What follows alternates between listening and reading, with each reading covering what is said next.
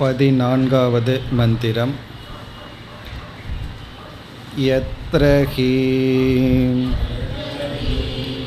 த்வைதமிவ பவதி ததிதரகம் இதரம் ஜிக்ரதி ததிதரகம் இதரம் பஷ்யதி ததிதரகம் இதரம் ஸ்ருணோதி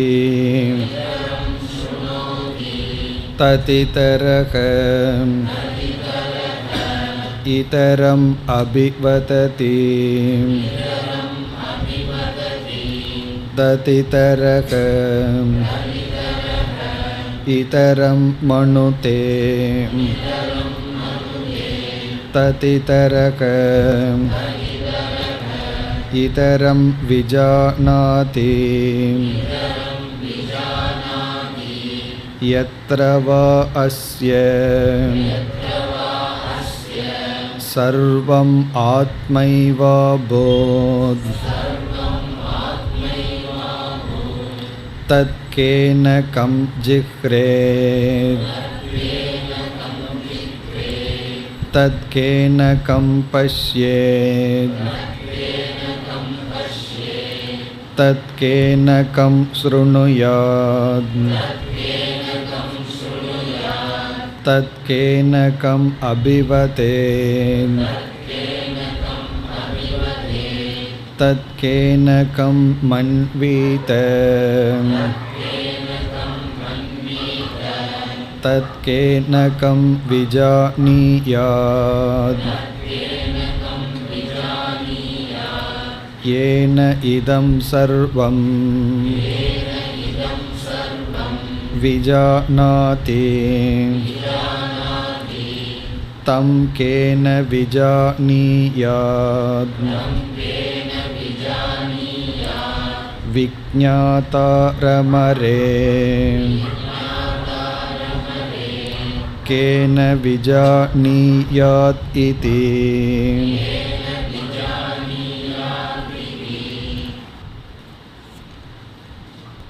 இந்த மைத்ரேயி பிராமணத்தின் கடைசி மந்திரம் மிக முக்கியமான மந்திரமும் கூட. இதற்கு முன் ஒரு சந்தேகம் வந்தது. சந்தேகம் என்னவென்றால், சைத்தன்யத்தினுடைய நித்தியத்துவத்தையும் சைத்தன்யத்தினுடைய நாசத்தையும் கூறுகின்றீர்கள். ந பிரேத்திய சம்ஞா அஸ்தி, இறந்ததற்கு பிறகு, அதாவது விதேக முக்தி காலத்தில் சம்ஞா சைத்தன்யம் நாஸ்தி, இல்லை, அழிந்து விடுகிறது. பிறகு விஞ்ஞான கணக என்ற இடத்தில் அனந்தம் அபாரம் என்றெல்லாம் கூறி சைத்தன்யம் நித்தியம் என்று சொல்லப்பட்டது. அது எப்படி என்ற சந்தேகம் வந்தது. அதற்கு நாம் பார்த்த பதில், யாக்ஞவல்க்யர் சைத்தன்யத்தினுடைய நாசத்தை சொல்லும் பொழுது அவர் சிதாபாசத்தை குறிப்பிட்டார். சைத்தன்யத்தினுடைய நித்தியத்துவத்தை சொல்லும் பொழுது பிம்ப சைத்தன்யமான ஆத்மாவை குறிப்பிட்டார். இப்படி புரிந்து கொண்டால் நமக்கு சந்தேகம் இல்லை. ஆனால் யாக்ஞவல்க்யர் பதில் கூறும் பொழுது என்னுடைய உபதேசம் போதும் என்று சொன்னார். நான் எப்படி உனக்கு உபதேசம் செய்தேனோ அதுவே நீ சரியாக புரிந்து கொள்ள போதுமாக இருக்கிறது. இருந்தாலும் நீ தவறாக புரிந்து கொண்டுள்ளாய் என்று இந்த இறுதி பகுதியில் விளக்குகின்றார். இந்த 14வது மந்திரத்தை நாம் யாக்ஞவல்க்யருடைய விளக்கமாக எடுத்து கொள்ளலாம். அனித்திய சைத்தன்யம், நித்திய சைத்தன்யம் என்ற 2 சைத்தன்யங்களுக்கு இது பிரமாணம். பிறகு இந்த மந்திரத்தை பல கோணங்களில் நாம் பார்க்கலாம். இதுவும் ஒரு அழகான நிதித்தியாசனத்துக்குரிய மந்திரம்தான். இதை நம்ம எப்படியெல்லாம் பொருள் பார்க்கலாம் என்பதை இன்று நாம் பார்க்க போகிறோம். இங்கு இரண்டு விதமான அவஸ்தை என்று சென்ற வகுப்பில் அறிமுகப்படுத்தினோம். அவித்யா அவஸ்தா, வித்யா அவஸ்தா. அவித்யா அவஸ்தையில் நாம் சம்சாரிகளாக இருக்கின்றோம். வித்யா அவஸ்தையில் நாம் முக்தர்களாக இருக்கின்றோம். இங்கு அவித்யா அவஸ்தா என்றால் அவித்யையுடன் இந்த உலகத்தில் வாழ்தல்.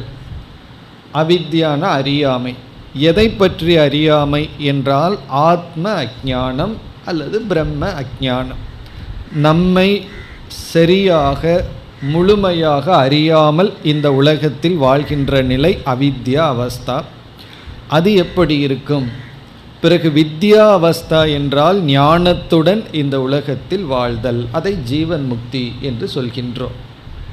அந்த இரண்டு அவஸ்தைகளையும் இங்கு யாக்ஞவல்யர் குறிப்பிட்டு தன்னுடைய உபதேசத்தை நிறைவு செய்கின்றார். இப்பொழுது நாம் சில விளக்கங்களை பார்த்து பிறகு மந்திரத்திற்குள் செல்லலாம். இங்கு துவைதம் என்ற ஒரு சொல் பயன்படுத்தப்பட்டுள்ளது. எத்ரகி துவைதம் இவ பவதி என்று ஆரம்பத்தில் துவைதம் என்ற சொல்லை யாக்ஞவல்யர் பயன்படுத்தினார். அந்த துவைதமாக எதை குறிப்பிடுகிறார் என்றால், துவைதம் என்றால் இருமை அல்லது திருஷ்யம், நாம் பார்த்து அனுபவிக்கின்ற இந்த உலகம். இதற்கு இனியொரு பெயரே துவைதம், துவந்துவாத்மகம் என்றெல்லாம். இந்த சிருஷ்டிக்கே உலகத்துக்கே துவைதம் என்று ஒரு பெயர். இந்த துவைதம் இருமையான இந்த உலகத்தை பல கோணங்களில் பலதாக பிரிக்கலாம். இங்கு எப்படி பிரிக்கப்படுகிறது என்றால், மனமும் சிதாபாசமும் சேர்க்கப்படுகிறது. மனம் என்ற ஒரு துவைதம், அதாவது சூக்ஷ்ம சரீரம். அந்த சூக்ஷ்ம சரீரத்திற்குள் சிதாபாசம் இருக்கின்றது. இந்த சூக்ஷ்ம சரீரமும் சிதாபாசத்தையும் சேர்ந்து நாம் அகங்காரம் அல்லது கர்த்தா என்று கூறுகின்றோம். சூக்ஷ்ம சரீரமும் சிதாபாசமும் சேர்ந்து கர்த்தா அல்லது அகங்காரம். இது ஒரு விதமான துவைதம்.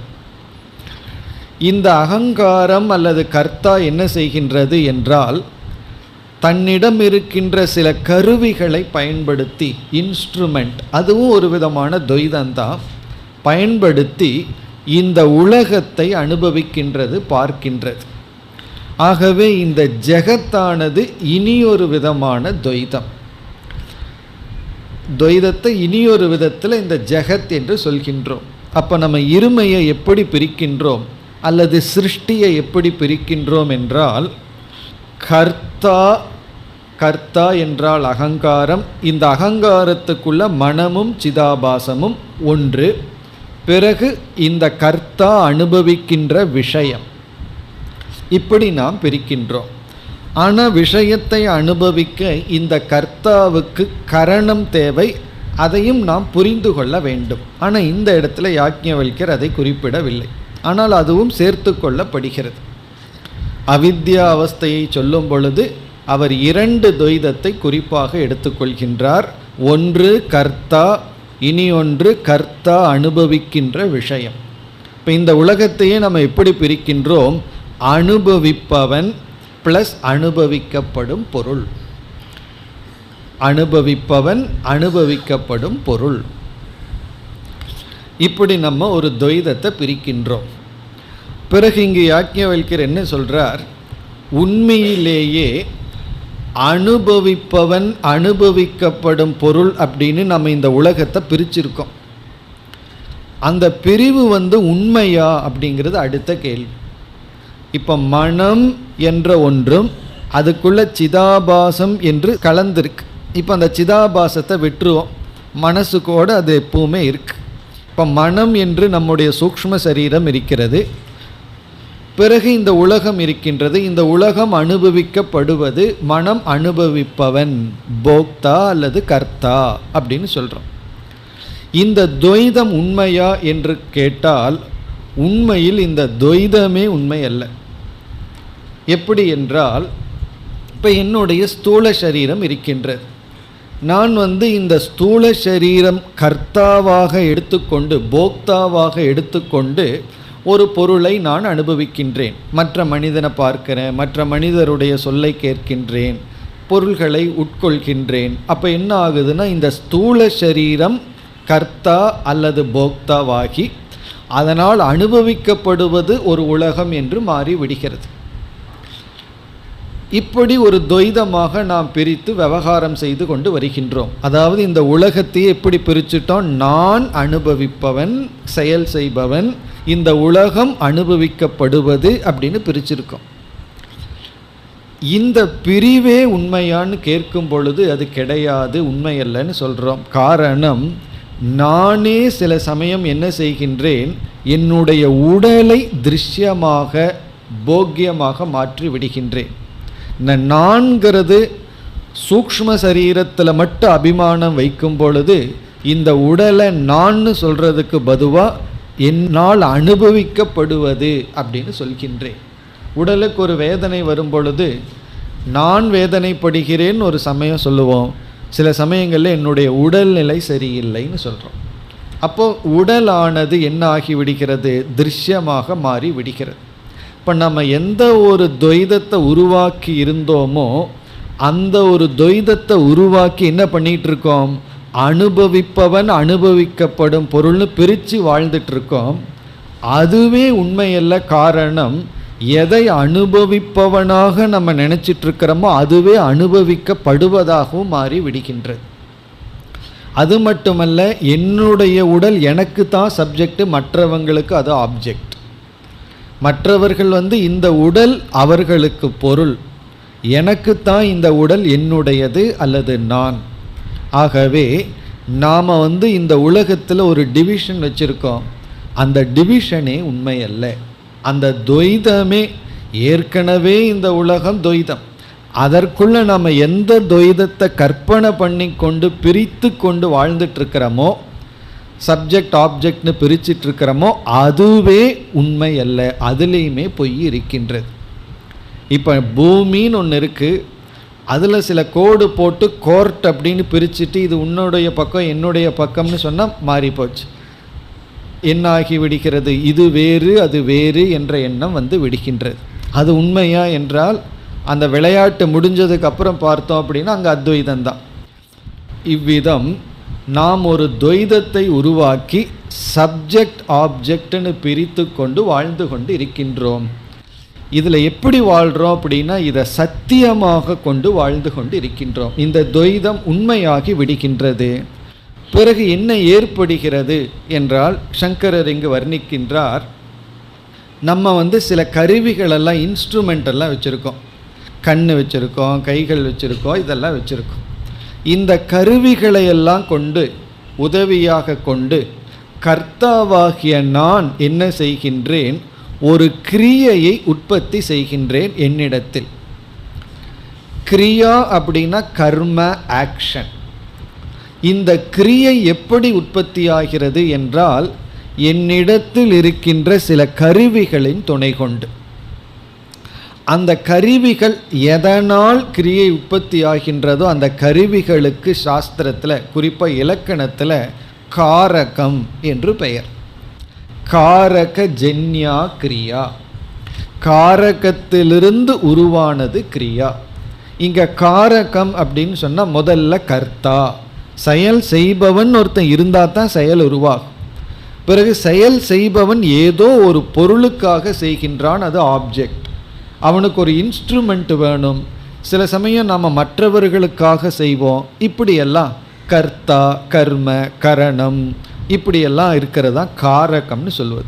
காரகம்னா செயல் உற்பத்தி ஆவதற்கு காரணம். அப்போ காரகங்கிறது கர்த்தாவுடன் இருக்கின்ற சில கருவிகள், இன்ஸ்ட்ருமெண்ட். இந்த கர்த்தா கருவிகளுடன் சேர்ந்து கிரியையை உற்பத்தி செய்கின்றான். எந்த ஒரு கர்மத்திற்கும் பலன் கண்டிப்பாக இருக்கு. அப்போ கிரியையினுடைய விளைவு என்ன அப்படின்னா பலன்.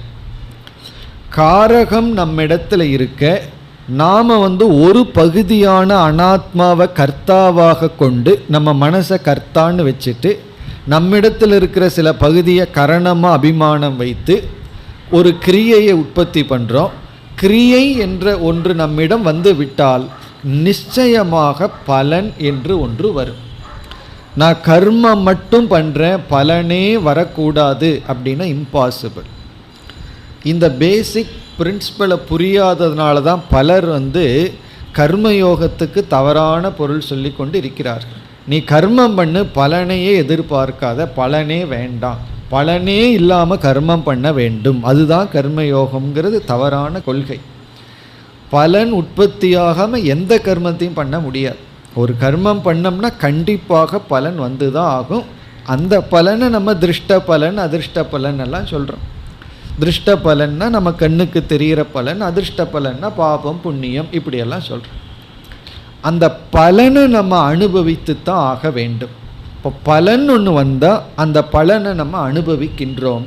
இப்போ இங்கே சங்கரர் சம்சாரத்துக்கு என்ன லட்சணம் கொடுக்குறாருன்னு சொன்னால், இந்த துவைத பிரபஞ்சத்தில், இந்த பிரபஞ்சமே துவைத ரூபம், அதில் ஒரு பகுதியை நம்ம கர்த்தாவாக எடுத்துக்கொண்டு, குறிப்பாக நம்ம மனதை எடுத்துக்கொண்டு, நம்மிடத்தில் சில கருவிகளையெல்லாம் வைத்து கொண்டு, காரகங்களையெல்லாம் நம்ம வைத்து ஒரு கிரியையை உற்பத்தி செய்து, கிரியையினுடைய பலனையும் உற்பத்தி செய்து, அந்த பலனை அனுபவித்து கொண்டு சுகதுக்கங்களை அனுபவித்து கொண்டு இருக்கிறது தான் சம்சாரம். அதுக்கு ஒரே ஒரு வார்த்தையில் சொல்லிடுறார், இந்த விவகாரம்தான் சம்சாரம். நம்ம சாதாரணமாக சொல்லுவோம், இந்த விவகாரமே சம்சாரம்னு சொல்லுவோம். அப்படி இந்த விவகாரத்தில் இருந்து கொண்டு இருக்கின்றோம். இது அவித்யா அவஸ்தா. இப்போ அவித்யா அவஸ்தா அப்படின்னு சொன்னால், படைக்கப்பட்ட இந்த பிரபஞ்சத்தில் ஒரு போர்ஷன், அது நம்ம மனசு தான், சிதாபாசத்துடன் கூடிய நம்ம மனசு தான். அந்த மனசை என்ன பண்ணியிருக்கோம், கர்த்தான்னு ஐடென்டிஃபை பண்ணிட்டு, பிறகு சில காரகங்களை எல்லாம் நம்ம சேர்த்து கொண்டு கிரியையை உற்பத்தி செய்து, அந்த கிரியையினுடைய பலனை அனுபவித்து, அந்த பலனை அனுபவிக்கும் பொழுதே ஸ்வாத்வத்தி, அந்த பறவையினுடைய உதாரணம் ஞாபகம் வந்துடணும். சில பலன் சுவையாக இருக்கும், சில பலன் துக்கமாக இருக்கும். அப்படி நம்ம சம்சாரத்தை அனுபவித்து கொண்டு வருகின்றோம். இதுதான் அவித்யா அவஸ்தா. இனி அடுத்த கேள்வி, இதற்கு ஏன் அவித்யா அவஸ்தான்னு பேர் கொடுக்குறோம் அப்படின்னு சொன்னால், நமக்கு அவித்யை இருக்கிற காரணத்தினால தான் இந்த துவைத பிரபஞ்சத்தில் ஒரு பகுதியை நம்ம கர்த்தான்னு அபிமானம் வச்சு, ஒரு பகுதியை கரணம்னு வச்சு, ஒரு பகுதியை கர்ம ஆப்ஜெக்ட் ஆஃப் என்ஜாய்மெண்ட்னு வச்சு, காரகங்களை எல்லாம் பயன்படுத்தி கிரியையை உற்பத்தி பண்ணி, கிரியா பலன் அதையும் உற்பத்தி பண்ணி சுகதுக்கங்களை அனுபவிக்கின்றோம். அப்போ அவித்யா அவஸ்தான்னு சொல்கிறதுக்கு காரணம், அவித்யினால தான் நம்ம ஒரு பகுதியான அனாத்மாவிடத்தில் கர்த்திருவம், இனியொரு பகுதியில் கரணம், இனியொரு பகுதியான அனாத்மா நமக்கு விஷயமாகுது, பொருளாகி விடுகிறது. இப்படியெல்லாம் ஆகி சம்சாரியாக வாழ்ந்து கொண்டு வருகின்றார்கள் அவித்யா அவஸ்தையில். அதுதான் முதல் பகுதியில் வருகின்றது. இப்போ முதல் பகுதியில் யாக்ஞவல்யர் அவித்யா அவஸ்தையை வர்ணிக்கின்றார். இப்போ இந்த இடத்துல அவித்யா அவஸ்தைன்னு சொல்ல காரணம், அவித்யா உள்ள இருந்த காரணத்தினால் இவன் கர்த்தாவாக இருந்து இந்த உலகத்தை சில பொருளை விஷயமாக்கி சுகதுக்கத்தை அனுபவிக்கின்றான். கர்த்தா, காரகம், காரகத்திலிருந்து கிரியா, கிரியையிலிருந்து பலன், அந்த பலன் தான் வாழ்க்கை அல்லது சுகதுக்க அனுபவம், அதுதான் சம்சாரம். அது ஒரு பகுதி. இப்போ நம்ம அந்த பகுதியை மட்டும் மந்திரத்தில் பார்ப்போம். பிறகு வித்யா அவஸ்தையும் பார்த்துட்டு மறுபடியும் சில விளக்கங்களுக்கு வருவோம். இப்போ மந்திரத்தில் அவித்யா அவஸ்தையை மட்டும் இப்பொழுது பார்ப்போம். யத்ரஹி, யத்ரஹி, இந்த யத்ர அப்படிங்கிறதுக்கு பொருள் யஸ்மின் அவித்யா அவஸ்தாயாம் அல்லது அவித்யா விலாச காலே. யத்ர எந்த அவித்யா அவஸ்தையில் அப்படின்னு அர்த்தம்.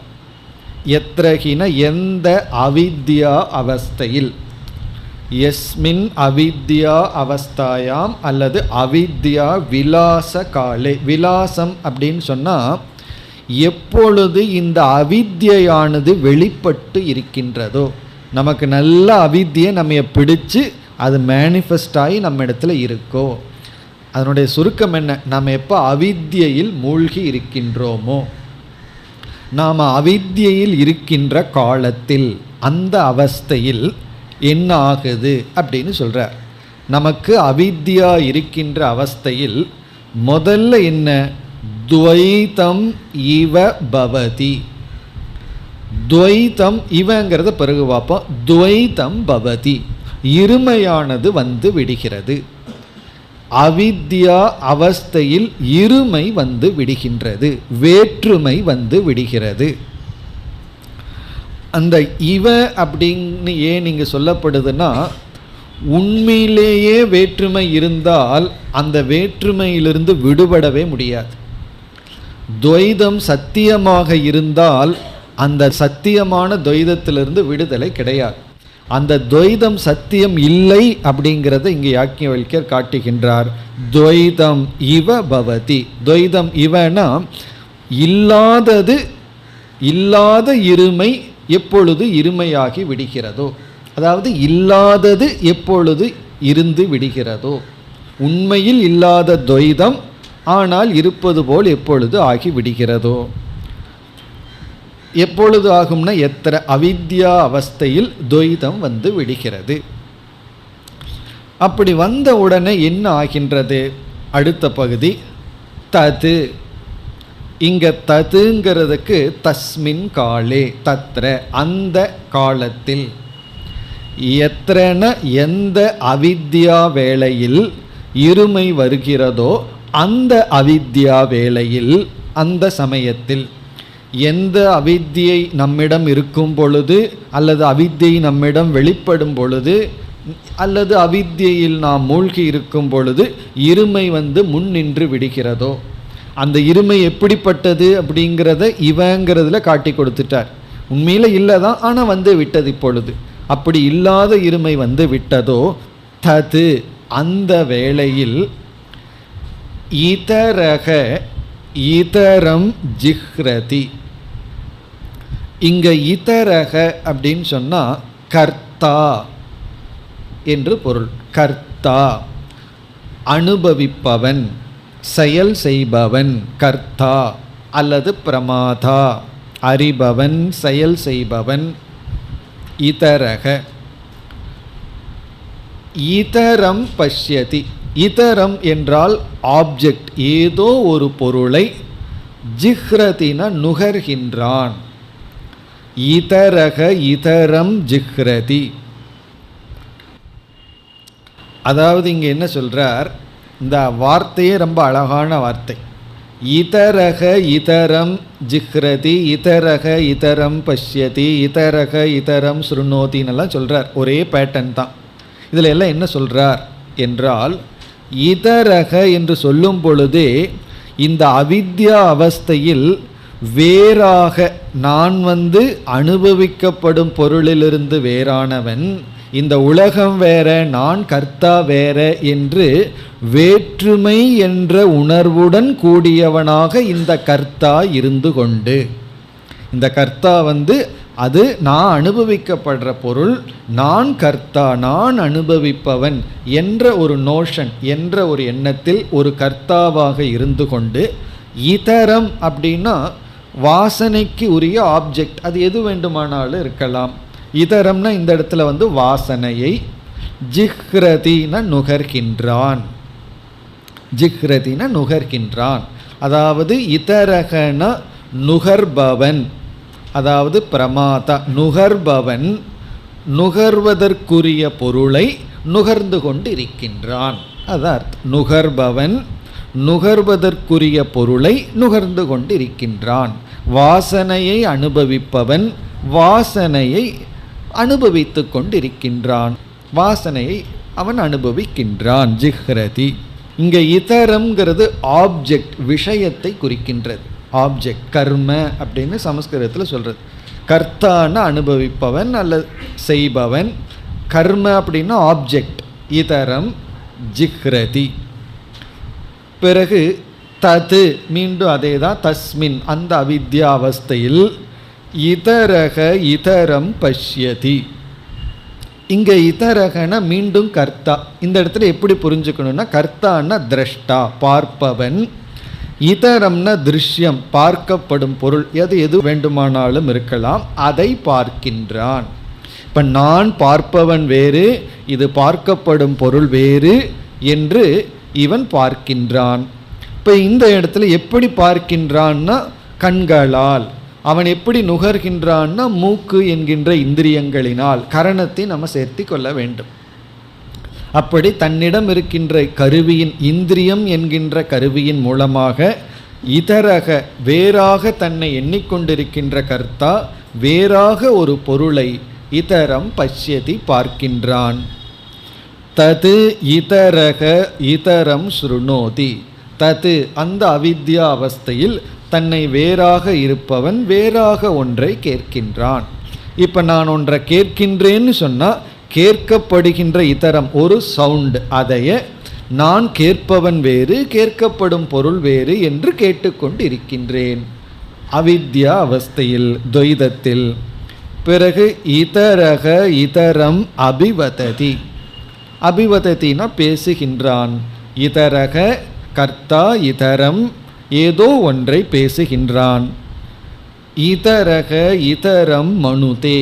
தது அப்பொழுது இதரக இதரம் மனுதே வேறாக நினைப்பவன் கர்த்தா எதையோ ஒன்றை மனுதேன நினைக்கின்றான்.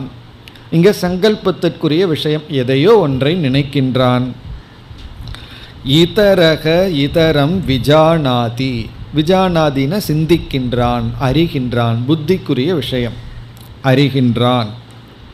இப்போ இதுவரைக்கும் அவித்யா அவஸ்தை.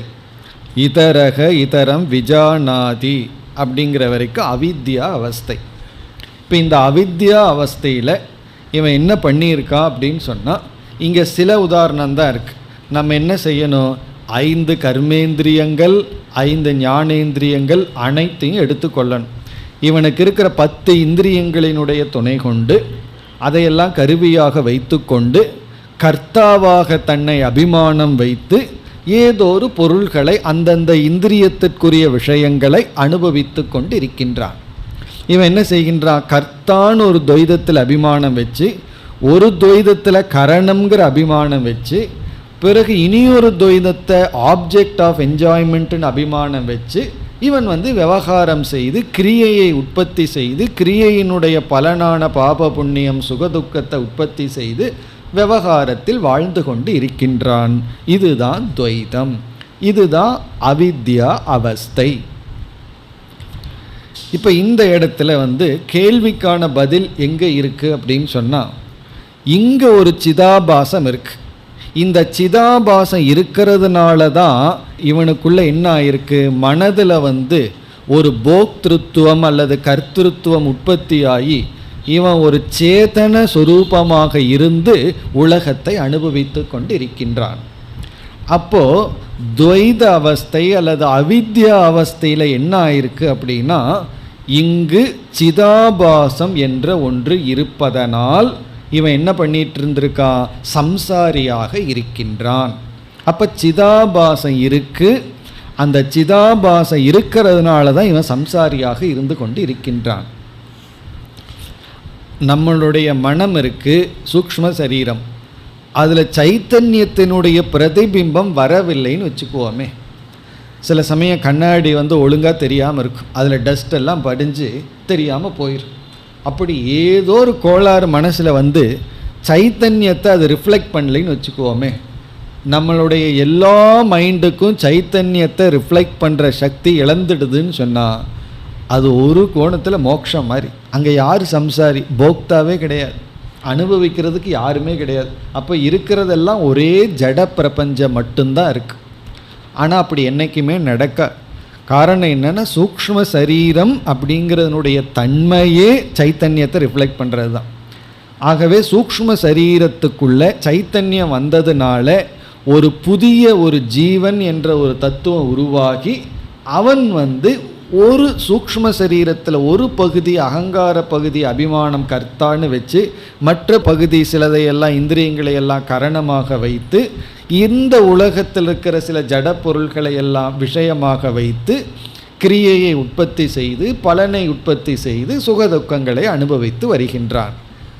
இதெல்லாம் என்னன்னா அவித்யா அவஸ்தை.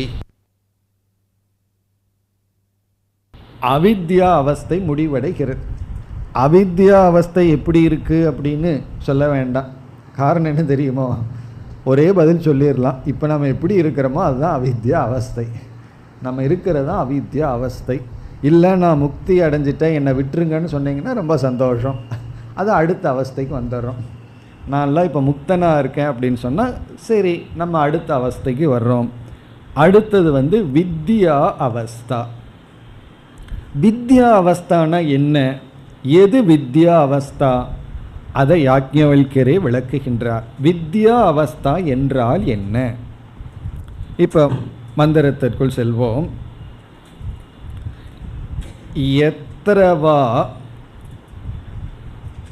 இங்கு எத்ர என்ற சொல் யஸ்மின் வித்யா அவஸ்தாயாம், எந்த வித்யா அவஸ்தையில், எத்ரவா அப்படிங்கிறது எத்ரவை, எந்த வித்யா அவஸ்தையில். அந்த வித்யா அவஸ்தை எப்படி இருக்கும்னு எனக்கு புரியவில்லையே, அதை விளக்குகின்றார். அந்த வித்யா அவஸ்தை இப்பொழுது விளக்கப்படுகிறது. அஸ்ய, அஸ்ய பிரம்மவிதக, இந்த ஞானிக்கு, அஸ்யன இவனுக்கு, இவனுக்கு இஸ் ஈக்குவல் டு இந்த ஞானிக்கு. இனி அடுத்த சொல் வித்யா அவஸ்தை. அவனுக்குள்ள வந்த வித்யா அவஸ்தை எப்படி இருக்குமா? சர்வம் ஆத்மா ஏவ அபூத். சர்வம்னா அனைத்தும், சர்வம்னா அனைத்தும். அடுத்த கேள்வி, அனைத்தும்னா அனைத்தும், அனைத்தும்னா என்னன்னு கேட்டா, அனைத்தும்னா அனைத்தும் தான். சர்வம் அப்படின்னா சர்வம், எல்லாமே. சரி, எல்லாமே அப்படின்னா என்ன என்றால் கர்த்திருவம், அந்த கர்த்தான்னு சொல்றது ப்ளஸ் காரகம் ப்ளஸ் கிரியா ப்ளஸ் பலம், இவைகள் அனைத்தும் அல்லது துவைதங்கள் அனைத்தும் ஆத்மா ஏவ அபூத், ஆத்மாவாகவே ஆகிவிட்டதோ. அனைத்து துவைதங்களும் ஆத்மாவாகவே ஆகிவிட்டதோ. எந்த அவஸ்தையில் இவனுக்கு அனைத்து துவைதங்களும் ஆத்மாவாகவே ஆகிவிட்டதோ, அபூத்னா ஆகிவிட்டதோ, சர்வம்னா அனைத்தும், ஆத்மா ஏவ ஆத்மாவாகவே ஆகிவிட்டதோ, அதுதான் வித்யா அவஸ்தா. இப்போ வித்யா அவஸ்தா அப்படின்னா எப்பொழுது இவனுக்கு அனைத்தும் ஆத்மாவாகவே ஆகிவிட்டதோ, தானாகவே ஆகிவிட்டதோ. அப்படின்னு என்ன அர்த்தம்? இதை எப்போ புரிஞ்சுக்க முடியும்னா, இதுக்கு முன்னாடி இருக்கிற ஆளை பார்த்தா தான் புரிஞ்சுக்க முடியும். இதுக்கு முன்னாடி இருக்கிறவருக்கு அனாத்மாவில் இருக்கிற அகங்காரம்ங்கிறது கர்த்தாவாகுது. அவனுக்கு இந்திரியங்களெல்லாம் இன்ஸ்ட்ருமெண்ட், கரணமாகுது. சில பொருள்களெல்லாம் விஷயமாகுது. இப்படி துவைத அவஸ்தை அல்லது அவித்யா அவஸ்தையில் ஒரு சிறு பகுதி தான் ஆத்மாவாகுது, தான் ஆகுது. நான் சொல்கிறதுக்கு அவனுக்கு ஒரே ஒரு இடம்தான் இருக்குது, அகங்கார விருத்தி தான் இருக்குது. அதாவது அந்த சாபாச அந்த கரணத்தை மட்டும் நான் நினைக்கிற விருத்தி அகங்கார விருத்தி. மீதியெல்லாம் அவனுக்கு ஆத்மாவாகலை, அது கரணமாகுது, கர்மமாகுது, கிரியையாகுது, எத்தனையோ ஆகுது. ஆனால் இவனுக்கு என்ன ஆகுதுன்னா சர்வம் எல்லாமே ஆத்மாவாக மாறிவிட்டதோ. அப்படின்னா என்ன அர்த்தம்? இந்த நிலையில் இவனிடத்தில் கர்த்தா, கரணம், கர்ம அப்படிங்கிற பேதம் இல்லை, அதெல்லாம் போயிடுது. அப்படி இவன் உருவாக்கவே இல்லை அப்படி ஒரு வேற்றுமையை. எல்லா இடத்துலையும் நான்கிறதான் வைக்கிறான். அது நிஜமாலுமே நம்மளால் வைக்க முடியுதோ இல்லையோ, ஒரு கற்பனை பண்ணி பார்ப்போம். எல்லாத்தையும் நான் சொல்கிறேன்னு வச்சுக்குவோமே, நம்மளால் சம்சாரத்தை அனுபவிக்க முடியுமோ? எல்லா இடத்துலையும் நான் மட்டும் இருக்கேன் அப்படின்னா, இப்போ ஒருவர் என்னிடத்துல பேசுகிறாருன்னா நான் பேசுகிறேன், அந்த சொல்லும் நான் தான், காதும் நான் தான், கேட்கறது நான் தான். அப்படி எல்லா இடத்துலையே நான் அப்படிங்கிறது போய் அமர்ந்து விட்டால் அப்போ சம்சாரம்ங்கிறது என்ன இருக்கு? சம்சாரம்ங்கிறத பேச முடியுமாங்கிறத அடுத்த கேள்வி. காரணம் என்ன? நான்கிற தவிர வேற ஒன்றுமே கிடையாது. நான் இருக்கலாம், நான் சம்சாரத்தை அனுபவிக்கிறேன்னு சொல்ல முடியாது. ஏன்னா அந்த சம்சாரமும் நான் ஆயாச்சு. அப்போது எல்லாமே நான் என்று வந்து விட்டால் அங்கு அனுபவிக்கிறதுக்கு பொருள் ஏது? நம்ம எதை அனுபவிக்க முடியும்? ஏன்னா எல்லாமே நான் ஆயாச்சு. எல்லாமே நான்கிறதுக்குள்ளே வந்து விட்டால் நான் நான்கிற வார்த்தையை பயன்படுத்துகிறேன். அந்த நான்கிற வார்த்தையை ஒரு இடத்துல தான் வச்சுருக்கேன். மீதி இடத்துலையெல்லாம் என்னுடைய கரணம், நான் அனுபவிக்கப்படும் பொருள்ங்கிறது என்னுடைய புத்தியில் இருக்குது. ஒரு கால் மனசில் என்னமோ கோளாறு வந்துடுதுன்னு வச்சுக்குவோமே, நான் எல்லாத்தையும் நான் சொல்ல ஆரம்பிச்சிடுறேன். அது கோளாறு இல்லை, அதுதான் ஞானம்னு சொல்கிறது. அது வெளியே சொன்னால் கோளாறு இல்லை, அப்படின்னா அது ஞானம். எல்லா இடத்துலையும் எனக்கு நான்கிற புத்தியே வந்துடுதுன்னு வச்சுக்குவோமே, அப்படின்னா என்ன ஆயிரும் அப்படின்னா, எனக்குள்ள அந்த வித்யா அவஸ்தையில் எல்லாமே சர்வம் ஆத்மா ஏவ அபூத், எல்லாமே ஆத்மான்னு இந்த இடத்துல நானாகிவிட்டால் அங்கு கர்த்தா அப்படின்னு ஒன்று கிடையாது, கரணம்னு ஒன்று கிடையாது, ஆப்ஜெக்ட் அனுபவிக்கப்படும் பொருள்னு ஒன்று கிடையாது, கிரியைன்னு ஒன்று கிடையாது, கிரியா பலம்னு ஒன்று கிடையாது. அது எப்படி உருவாக்க முடியும்? ஏன்னா நான்கிறத தவிர வேற நான் உருவாக்கவே இல்லையே. துவைத அவஸ்தையில் நான் என்ன பண்ணிட்டேன்? அனாத்மாக்குள்ள ஒரு அனாத்மாவை நான் வச்சுட்டு மீதியை என்னுடைய கருவி, என்னால் அனுபவிக்கப்படும் பொருளும் மாற்றி வச்சிருக்கேன். ஆனால் வித்யாவஸ்தைனாவே என்ன? சர்வம் ஆத்மா ஏவ அபுத், எல்லாமே நானாக ஆகிவிட்டது. அந்த சமயத்தில் எப்படி இருக்கும் அப்படின்னா, யாக்ஞவல்கருக்கே தெரியல அது எப்படி இருக்கும்னு சொல்லி. உடனே அவர் ஒரு ஆக்ஷேபம் பண்ணுறார்.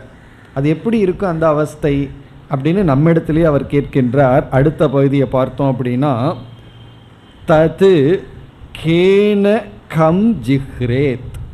தது அப்படின்னா தஸ்மின் வித்யா அவஸ்தாயாம், அந்த வித்யா அவஸ்தையில். இப்போ எத்தனை எந்த வித்யா அவஸ்தையில் அஸ்ய இந்த ஞானிக்கு, இந்த மனிதனுக்கு எல்லாமே ஆத்மாவாக ஆகிவிட்டதோ, தது அந்த வித்யா அவஸ்தையில், கேன எந்த கருவியின் மூலமாக, கம் எந்த பொருளை, இனி ஒரு வார்த்தையை சேர்த்திக்கணும், கக எவன் ஒருவன், ஜிஹ்ரேத் நுகர்வான், நுகர முடியும். எந்த கருவியின் மூலமாக எந்த பொருளை யார் நுகர்வான்? தது கேன கம் பஷ்யேத், அந்த அவஸ்தையில், கேன எந்த கருவியின் மூலமாக, கம் எந்த பொருளை, பஷ்யேத் ஒருவன் பார்ப்பான். தது கேன கம் ஸ்ருணுயாத், அந்த வித்யா அவஸ்தையில் எந்த கருவியின் மூலமாக எதை ஒருவன், கக ஸ்ருணுயாத் கேட்பான்.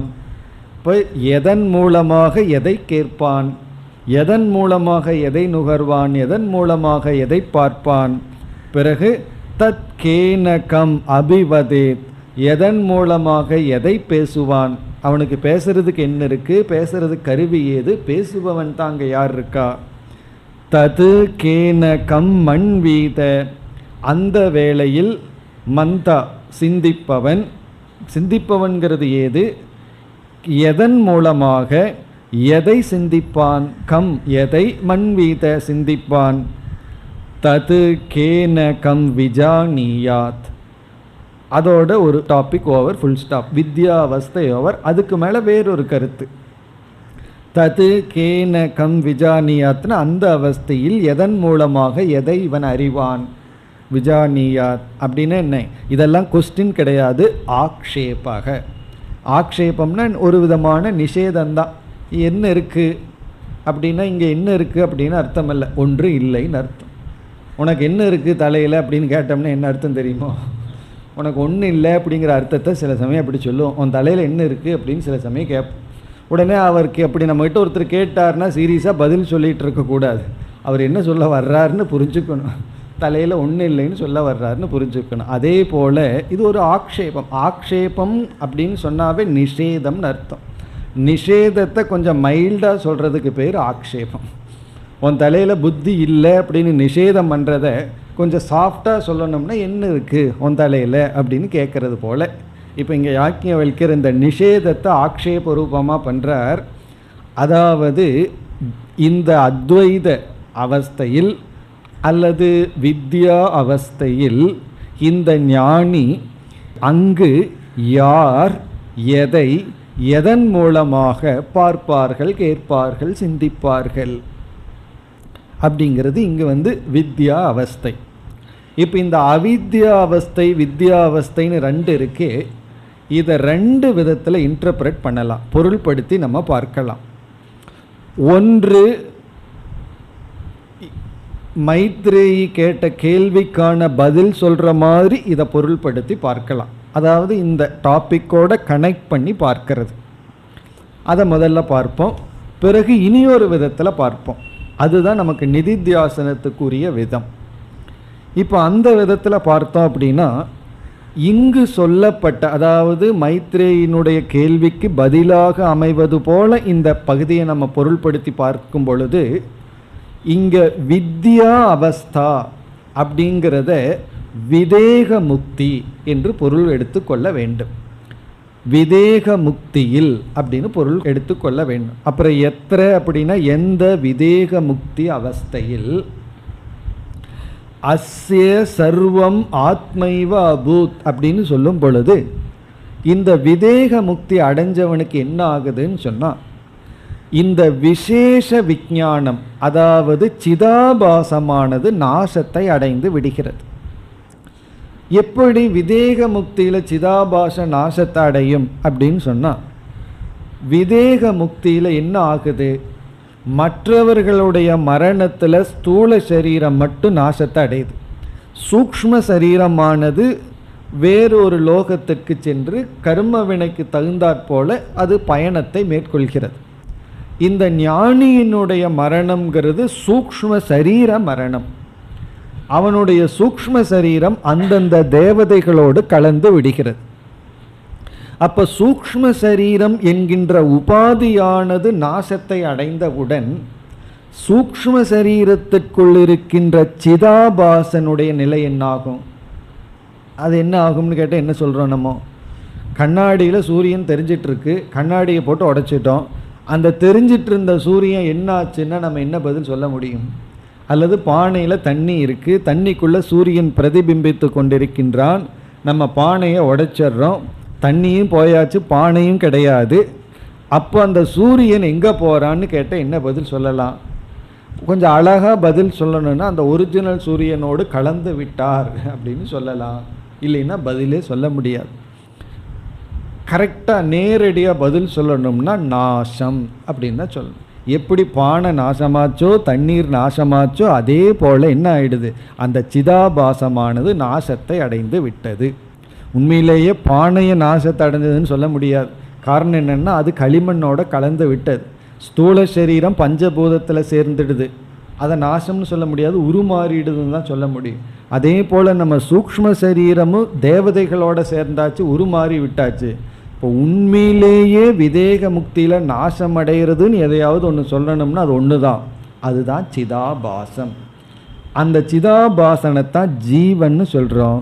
இப்போ அங்கே சிதாபாசன்னே ஒன்று இல்லாத பொழுது எப்படி துவைத விவகாரம் நடைபெறும்? அதற்கப்புறம் அவன் இதெல்லாம் மறுபடியும் படிக்கணும். தத்கேன கம் பஷ்யேத், அவன் எதனுடைய துணை கொண்டு எதை பார்க்க முடியும்? காரணம் என்ன, அவனுடைய சிதாபாசமே நாசத்தை அடைந்து விட்டது விதேக முக்தி காலத்தில். அப்போ அவன் பார்க்கறதுக்கு ஒரு பொருளும் இல்லை, நுகர்வதற்கு ஒரு பொருளும் இல்லை, பேசுறதுக்கு ஒன்றும் இல்லை. ஏன்னா உபாதியே அவனிடம் இல்லை. அந்த உபாதிக்குள்ளே இருந்த மனதிற்குள்ள இருந்த சிதாபாசமும் நாசத்தை அடைந்து விட்டது. அப்போ இங்கு என்ன சொல்லப்படுகிறதுனா, துவைத அவஸ்தையில் சிதாபாசன் இருந்து சம்சாரத்தோடு ஒருவன் வாழ்ந்து கொண்டு வருகின்றான். அத்வைத அவஸ்தையில் சிதாபாசன் கிடையாது, சிதாபாசமானது நாசத்தை அடைகின்றது. ஆனால் சைத்தன்யம் நாசம் அடையவில்லைங்கிறது கடைசி பகுதி. அதுதான் நம்ம விட்டு வச்சுருக்கோம்னா நம்ம பார்க்கல. இதில் நம்ம 3ஆக பிரிக்கிறோம். துவைத அவஸ்தா, அத்வைத அவஸ்தா, பிறகு கடைசி பகுதியில் வந்து நித்திய சைத்தன்யத்தை பற்றிய விசாரம். அதாவது சைத்தன்யம் அழிவதில்லை அப்படிங்கிறது கடைசி பகுதி. அது நம்ம பிறகு பார்ப்போம்.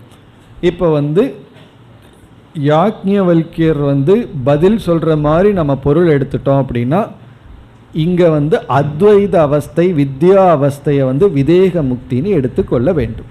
அப்படி எடுத்துட்டோம் அப்படின்னா இந்த கேள்வியெல்லாம் நம்ம தெளிவாயிரும். எதன் மூலமாக யார் எதை பார்ப்பான், எதை கேட்பான், எதை சிந்திப்பான்? காரணம் என்ன? இவங்கிட்ட உபாதியே இல்லையே. உபாதியே இல்லை அப்படின்னா உபாதிக்குள்ள இருக்கின்ற சிதாபாசம்ங்கிறது லிமிட்டட் சைத்தன்யம் இருக்கே, வரையறுக்கப்பட்ட சைத்தன்யம் அதுவும் இல்லை. அதுதான் முக்தி. அப்படி ஒரு பொருள். இனி ஒரு பொருள், அது வந்து ஜீவன் முக்தி அவஸ்தைன்னு பொருள் எடுத்துக்கொள்கின்றோம். அந்த இரண்டாவது விதமான இன்டர்பிரட்டேஷனில் துவைத அவஸ்தை அப்படியே இருக்கும், அதில் ஒரு மாற்றம் கிடையாது. துவைத அவஸ்தைக்கு 2 விதமான பொருள் கிடையாது. இந்த அத்வைதம் அல்லது வந்து வித்யா அவஸ்தை தான். அப்படி எடுத்துட்டோம் அப்படின்னா, எத்ரவா அஸ்ய சர்வம் ஆத்மைவ பூத், நம்ம முதல் சொன்ன இன்டர்பிரட்டேஷன் பொருள், எல்லாமே ஆத்மாவாகி விடுகிறதோ அப்பொழுது எதனால் எதை நுகர்வான், எதை பார்ப்பான் அப்படின்னு ஒரு ஆக்ஷேபம். இதைத்தான் நம்ம கொஞ்சம் கவனமாக புரிஞ்சுக்கணும். இப்போ இந்த இடத்துல நம்ம ஜீவன் முக்தனாக இருக்கும் பொழுதே இப்படி சொல்லும் பொழுது நமக்கு ஒரு சந்தேகம் வரலாம். அப்படி என்றால் வித்யா வந்தவுடன் இந்த ஞானி எதையுமே பார்க்க மாட்டானா, எதையுமே நுகர மாட்டானா, எதையுமே பேச மாட்டானா? அவனால் எப்படி பேச முடியும்? அப்படித்தான் இங்கே கேள்வி கேட்கப்பட்டுள்ளது. இப்போ இதைத்தான் பலர் தவறாக புரிந்து கொண்டு, ஞானி அப்படின்னு சொன்னால் அவனுக்கு வந்து எந்த வாசனையை கொண்டு போய் வச்சாலும் தெரியக்கூடாது, தெரிஞ்சிருதுன்னா ஞானி அல்ல. அப்புறம் வந்து இது பச்சை கலரு ப்ளூ கலர்னு காட்டிடக்கூடாது, தெரிஞ்சவன் ஞானி கிடையாது. ஏன்னா அவன் தான் பார்த்துட்டானே, இது வேறு அது வேறுன்னு பார்த்துட்டானே. இப்போ ஞானின்னு சொன்னால் அவன் வந்து கலர் பிளைண்ட் ஆகணும், எதையும் பார்க்கக்கூடாது, எதையும் பேசிடக்கூடாது. பேசிட்டான்னா ஞானி கிடையாது. அப்படின்னா உபதேசம் பண்ணுறவங்கெல்லாம் அஜ்ஞானிகள் தான். உபதேசம் நீங்கள் பண்ணுறீங்களா, நீங்களும் அஜ்ஞானி, நீங்கள் நம்ம கேஸ் தான். அப்படித்தான். அப்போ எப்படிப்பட்ட குரு சிஷ்ய பரம்பரை வரும்னா, அஜ்ஞானிகளுக்கு உபதேசம் பண்ணிகிட்டு இருக்கிற குரு சிஷ்ய பரம்பரை வரும். இப்படி பலருக்கு ஒரு கற்பனை, ஞானி is equal to abnormal person. நார்மலாக இருந்துட்டால் ஞானி கிடையாது. அப்படி வந்து எல்லாத்துக்கும் நமக்கும் ஆரம்ப காலத்தில் இருந்திருக்கும், சாஸ்திரமெல்லாம் படிக்கிறதுக்கு முன்னாடி. ஆனால் எல்லாருக்கும் இப்படி ஒரு எண்ணம் இருக்குது, மற்றவர்கள் வந்து சாதாரணமாக இருந்துட்டால் ஞானி இல்லைன்னு ஒரு சீல் வச்சிடுறாங்க. ஆனால் உண்மையிலேயே சாதாரணமாக இருக்கிறதா அசாதாரணமான விஷயம். நம்மளால் நார்மலாக இருக்க முடியாதனால தான் அப்நார்மலாக இருந்துகிட்ருக்கோம். இப்போ ஞானி என்பவன் பார்க்க மாட்டான், பேச மாட்டான், சிந்திக்க மாட்டான் அப்படின்றத நம்ம நினைக்கிறோம். அப்படி நினைக்கிறதுக்கு இந்த இடம் வேற துணை புரியுது, அதுதான் கஷ்டம். ஏன்னா உபனிஷத்துலேயே இப்படி சொல்லிட்டாரு. அதனால தான் எந்த விதமான வியாபகாரிக நிலையிலும் விவகாரம் இருக்கக்கூடாதுன்னா இந்த பகுதியை விதேக முக்தின்னு பொருள்படுத்தணும். அவனுக்கு விவகார தசையில், வியாபகாரிக சத்தியத்தில் விவகாரமே அவனுக்கு வரக்கூடாதுன்னா இந்த பகுதியை நம்ம விதேக முக்தின்னு பொருள்படுத்திட்டா அது ரைட். அதனால தான் விதேக முக்தின்னு பொருள்படுத்தணும். சரி, ஜீவன் முக்தி காலத்தில் எப்படி என்றால் அந்த இடத்துல நம்ம எப்படி புரிந்து கொள்ள வேண்டும் சொன்னால், நம்ம பிரமையை சாஸ்திரத்தில் 2ஆக பிரிக்கிறோம். பிரமைனா மிஸ்டேக், தவறு. ஒன்றை தவறாக பார்க்குறத பிரமா அப்படின்னா தப்பாக புரிஞ்சுக்கிறது, தப்பாக பார்க்குறத 2ஆக பிரிக்கிறோம். ஒன்று சோபாதிக பிரமா, இனி ஒன்று நிருபாதிக பிரமா. சோபாதிக பிரமா, நிருபாதிக பிரமா அப்படின்னு பிரிச்சிடறோம். நிருபாதிக பிரமா அப்படின்னு சொன்னால் அந்த இடத்துல நம்ம ஒரு பொருளை தப்பாக பார்த்துட்ருக்கோம். ஞானம் வந்த உடனே அந்த தப்பான காட்சியும் நம்மை விட்டு போய்விடும். இந்த நிருபாதிக்க பிரமைக்கு உதாரணம் வந்து ரஜ்ஜு சர்ப்பம். கயிற்றிலிருந்து பாம்பை பார்த்துட்ருக்கோம். இது கயிறுங்கிற ஞானம் வந்த உடனே பாம்பானது மறைஞ்சு விடும், அதுக்கு மேலே பாம்பினுடைய திருஷ்டி கிடையாது.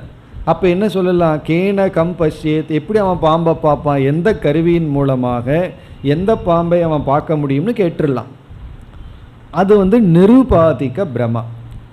சோபாதிக பிரம்மான்னு சொன்னால், ஞானம் வந்தவுடன் நாம் அஞ்ஞான காலத்தில் எதை நம்ம பார்த்துட்டு இருந்தோமோ அந்த காட்சி இருக்கும். அதுக்கு நீங்கள் எந்த உதாரணம் வேணாலும் சொல்லலாம். காணல் நீரை சொல்லலாம், நீல ஆகாசம் சொல்லலாம், சூரியனுடைய உதயத்தை சொல்லலாம். இவைகளெல்லாம் நம்முடைய தப்பான காட்சிகள் தான். காணல் நீர் இருக்குது, அது தவறான காட்சி தான். வறண்டு இருக்கிற பூமியில், இப்போ மெட்ராஸில் எங்கே பார்த்தாலும் நீங்கள் காணல் நீரை பார்க்கலாம். தண்ணியே இல்லாத பூமியில் நமக்கு தெரிகிறதெல்லாம் காணல் நீர். காணல் நீர்னு தெரியாதப்போ தண்ணி இருக்கும்ட்டு அங்கே போயிருக்கும். போனதுக்கப்புறம் தெரிஞ்சாச்சு இது காணல் நீர்னு. அதற்கு பிறகும் அந்த காட்சி இருக்கிறது. அதுதான் சோபாதிக பிரமா. சோபாதிக பிரமானா அந்த பிரமையில் ஒரு உபாதி தொடர்ந்து இருந்து கொண்டே இருக்கிறது. இப்போ சோபாதிக பிரமையில் என்ன நடக்கும் அப்படின்னா, ஞானத்தில் மாற்றம் வரும், அனுபவத்தில் மாற்றம் வராது. அது பொய் அப்படிங்கிற ஞானம்தான் வருமே தவிர அனுபவம் அந்த பொய்யாகவே தொடரும். இனி அடுத்த கேள்வி, இதனால் என்ன பலன் அப்படின்னு சொன்னால், நம்முடைய துயரம் சம்சாரம் பார்க்கின்ற காட்சியினால் வர்றதில்லை, அந்த எந்த அவஸ்தையோடு பார்க்கிறோங்கிறதுனால தான் நம்மளுடைய துயரம். அதை சத்தியம்னு நினச்சி பார்த்தா துயரம், மித்தியான்னு நினச்சி பார்த்தா துயரம் இல்லை. அது உண்மைன்னு நினச்சி அதை அணுகும் பொழுது தான் அது துயரம். அது பொய் அப்படின்னு நினச்சி அணுகிட்டோம் அப்படின்னா அது துயரம் கிடையாது. ஏன்னா அதுவே இல்லையே, அதுவே பொய்யாச்சே. அப்போது இங்கே நம்ம எப்படி புரிஞ்சுக்கணும் அப்படின்னா, ஜீவன் முக்தி அவஸ்தையில் இங்கே ஆக்ஷேபம் இவனுக்கு அனுபவம் இருக்குது, ஆனால் சத்தியத்துவம் சென்று விட்டது. இவன் பொருளை பார்க்கறான், பொருளை கேட்கறான். அவன் எப்படி பார்ப்பான், எப்படி கேட்பான்னு சொன்னால், அவனுக்கு இதெல்லாம் பொய்ன்னு தெரிஞ்சதுக்கப்புறம் வெறும் காட்சிகளாக மித்யாவாக இந்த அனுபவம் இருக்கே தவிர சத்தியமாக இல்லை. அப்படி சத்தியமாக இல்லாத பொழுது அது நமக்கு சம்சாரத்தை கொடுக்காது. இது உண்மைன்னு நினச்சிட்டு அணுகுனோம்னா அது துயரம், பொய் அப்படின்னு நினச்சிட்டு பார்த்தோம் அப்படின்னா அது துயரம் அல்ல.